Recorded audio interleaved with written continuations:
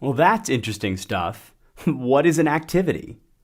Well, first, it's important to understand what an Android application is, a collection of components that work with each other and with the Android framework. There are 4 types of components that make up apps: activities, services, broadcast receivers, and content providers. Android knows about each of these components because they are registered in the Android manifest. We'll ultimately cover all of these components to some degree, but for now, we'll focus on the activity. An activity is the Android component responsible for most app user interaction. The developer guide describes it using almost the dictionary definition of the word activity as a single, focused thing that the user can do. And that's a pretty good design principle. Since the user is doing something, they're interacting with the device, so activities are responsible for creating the window that your application uses to draw and receive events, such as touch events from the system. From a user perspective, a typical application looks like a series of linked activities, beginning with one that is started from the launcher. The system maintains these activities on a stack to help preserve context for the users. When you exit an activity using the back button, the system displays the previous activity on the stack, or returns to the launcher if the stack is empty. So how does the launcher fit in? Well, taking a look at the Android manifest, we can see a tag for our application.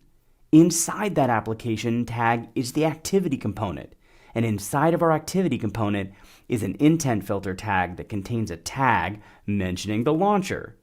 We'll talk about intents, intent filters, and get into lots more details about activities in future lessons. For now, the important thing to know is that this is how your activity is registered with the launcher. The Android framework has a large toolkit to help build the user interface, which is the visible part of the application that the user interacts with. Each activity contains a layout that provides the system with detailed information about what to display and how to display it, such as text views. Let's go to the Res folder. That's where Android stores application resources. Separating out resources makes it easy to update the way an application looks, feels, and sounds, allowing you to optimize the application for different device configurations, such as screen sizes and languages, without modifying code. This is an important aspect of developing Android applications that are compatible on different types of devices. Resources contain things like images, strings, and styles, as well as what we are going to cover now: layouts. The Android Studio template has created activity main.xml. Android stores all of its layout files in XML format, and these XML tags refer to types of view objects in the Android UI framework. As you can see, some view objects can contain other view objects, and their primary purpose is to arrange other views on the screen, which is why they are called layout or container views. Looking at the onCreate function inside of the activity, we can see set content view with r.layout.activity.main. Looking at the onCreate function inside of the activity, we can see set content view with r.layout.activity_main.